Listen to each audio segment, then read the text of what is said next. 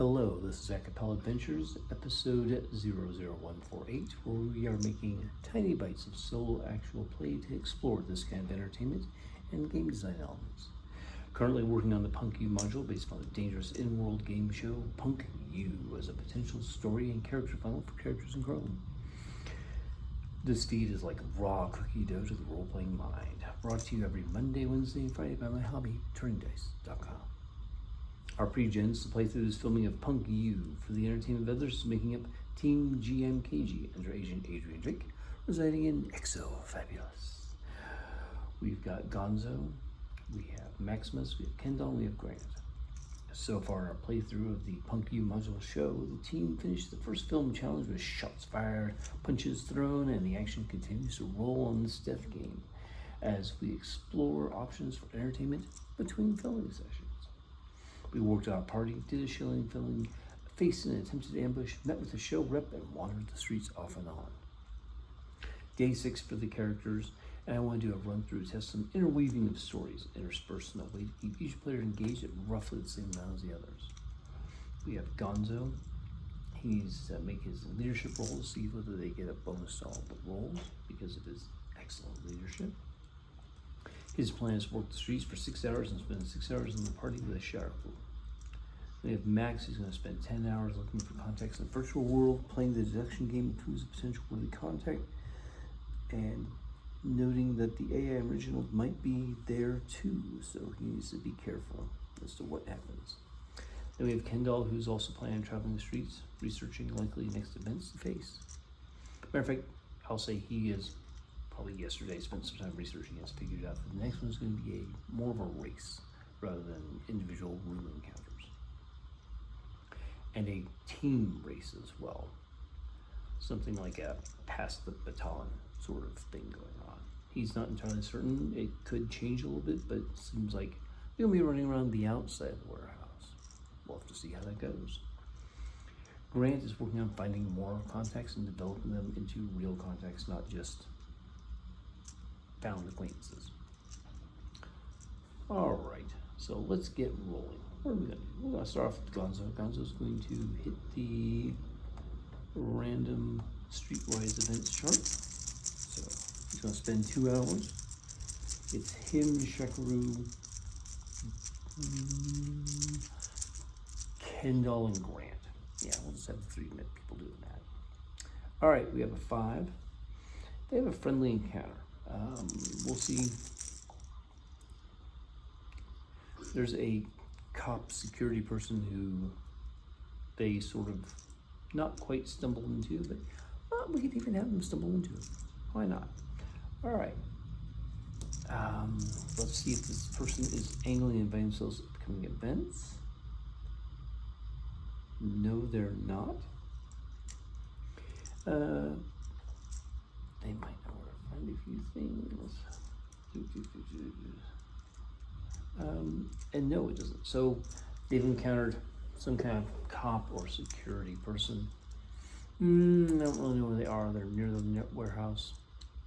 We'll just say it's another warehouse guard, right? Could be anybody. So they encountered a warehouse guard. He's like, hey, my name's Robbie.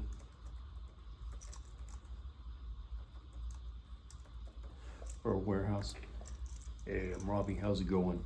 Hey, yeah, I've seen you around on occasion.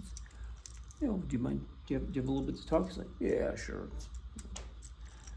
Wander around part of my loop, talking to strange ne'er-do-wells like yourselves.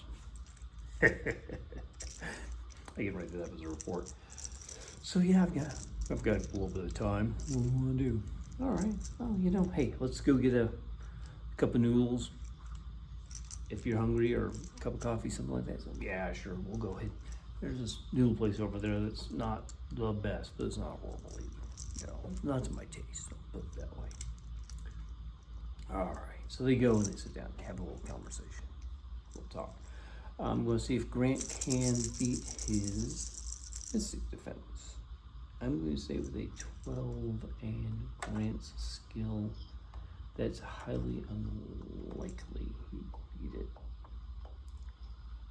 1, 4, 12, 16. No, I don't believe he did. If he was competent, he wouldn't have beaten him. I'll put it that way.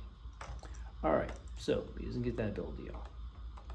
But they're going to talk to him for a little bit. I'm going to check and see how. This is probably going to take a little bit too long. I'm going to check and see how competent this guy is.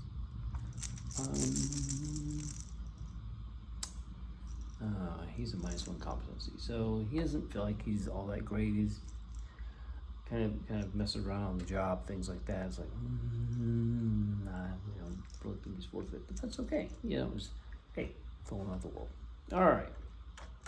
Now let's go to Maximus. Maximus has a job to do, and he is going to.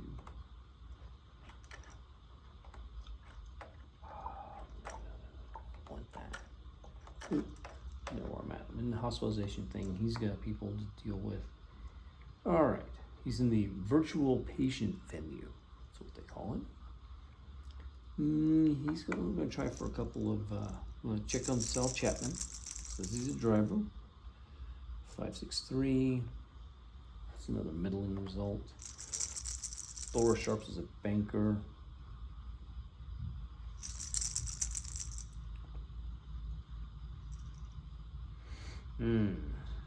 Trouble with the banker.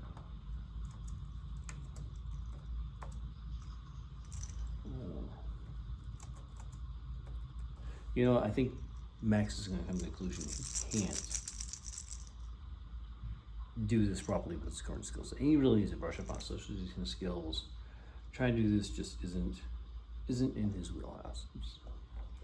If he's a charismatic person, great probably, but he's got nothing but middling results. He's just not lucky enough. He couldn't re-roll because his luck isn't high enough. Obviously, this character needs a lot more work to brush him off. We'll check one more time before we start thinking about signing up another middling result.